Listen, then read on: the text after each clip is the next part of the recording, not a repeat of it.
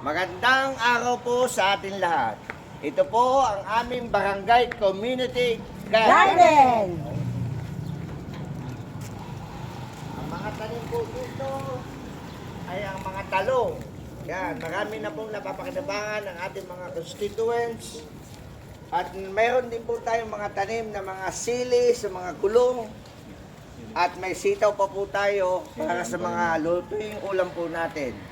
At mayroon din po tayong gabi at ang ating mga talbos ng kamote para sa sinigang.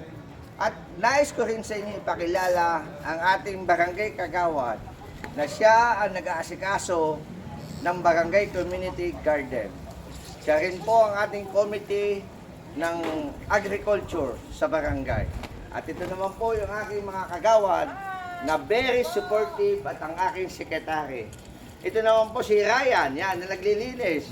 Katulong ni Consial Rodel sa paglilinis at pagtatanim ng ating community garden.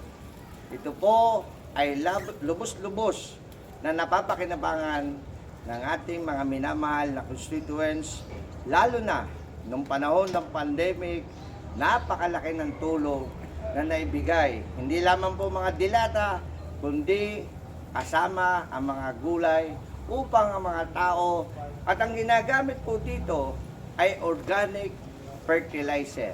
Ito po yung ginagawa po ng ating barangay para yung mga ani ay maging mas masustansya at ang mga bata po natin ay maging malusog at maging masayang pamilya. Salamat po. God bless po.